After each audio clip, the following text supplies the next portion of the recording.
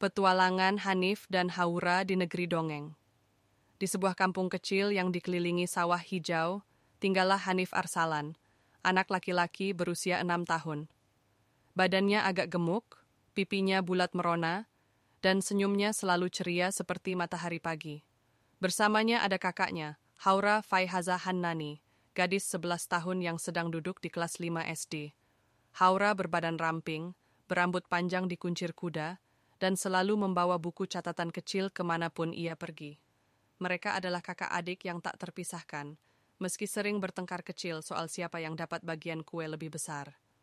Suatu sore, saat matahari mulai merunduk di ufuk barat, Hanif dan Haura sedang bermain di gudang tua di belakang rumah.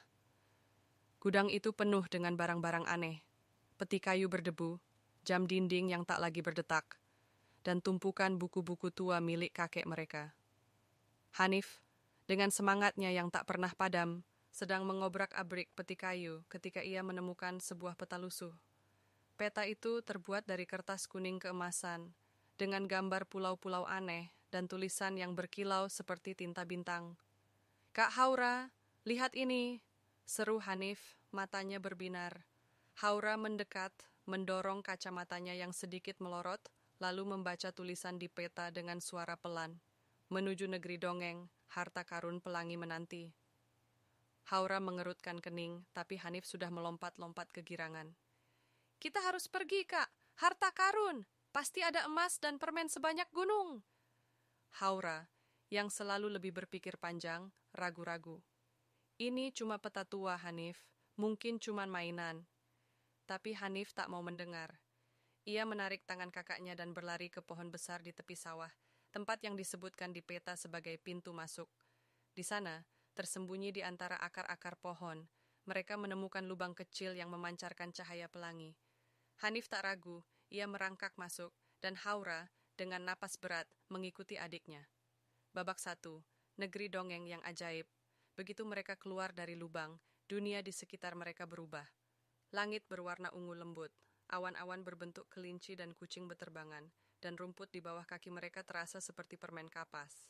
Di kejauhan, ada kastel berkilau yang terbuat dari permen lollipop dan coklat. "Ini negeri dongeng," teriak Hanif, berlari ke arah bunga raksasa yang mengeluarkan aroma coklat. Tiba-tiba, seekor kelinci besar dengan topi sulap muncul dari balik semak. "Selamat datang, petualang cilik.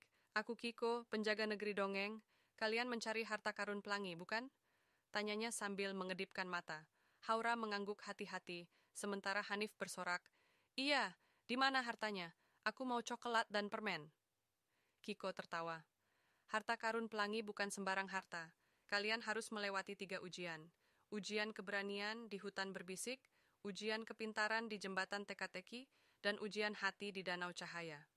Hanya yang lulus ketiganya yang bisa menemukan harta itu."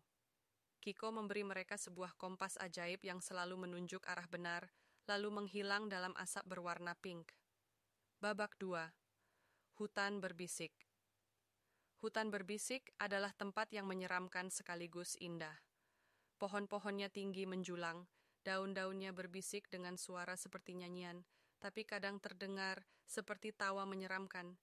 Hanif memegang tangan Haura erat-erat, meski ia berusaha terlihat berani. "Aku nggak takut, Kak. Ini cuma pohon," katanya, meski kakinya sedikit gemetar. Di tengah hutan, mereka bertemu seekor burung hantu raksasa bernama Hoho. "Untuk melewati hutan ini, kalian harus menghadapi ketakutan terbesarmu," kata Hoho dengan suara dalam. Hanif tiba-tiba melihat bayangan besar berbentuk laba-laba raksasa, makhluk yang paling ia takuti. Ia hampir menangis, tapi Haura memeluknya. "Hanif, itu cuma bayangan. Ingat, kita berdua kuat." Haura lalu mengeluarkan buku catatannya dan menulis sesuatu dengan cepat. "Aku takut gagal, Hanif. Tapi kalau kita bersama, aku yakin kita bisa." Kata-kata Haura memberi Hanif keberanian. Ia mengambil kompas ajaib dan berteriak, "Pergi, laba-laba bodoh." Ajaibnya, bayangan itu menghilang, dan Hoho mengangguk puas. "Kalian lulus ujian keberanian. Lanjutkan ke jembatan teka-teki." Burung hantu itu lalu terbang, meninggalkan bulu emas sebagai tanda kemenangan mereka. Babak 3. Jembatan teka-teki. Jembatan teka-teki membentang di atas sungai yang airnya berkilau seperti berlian cair. Jembatan itu terbuat dari papan-papan yang melayang, dan setiap papan memiliki teka-teki yang harus dijawab untuk melangkah. Penjaga jembatan adalah seekor rubah cerdas bernama Vivi yang tersenyum licik.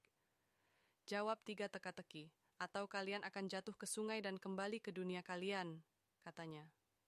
Teka-teki pertama, aku punya kota tapi tak ada rumah, hutan tapi tak ada pohon, sungai tapi tak ada air. Apa aku? Haura berpikir keras, lalu tersenyum. Peta, jawabnya. Vivi mengangguk, dan papan pertama membawa mereka maju.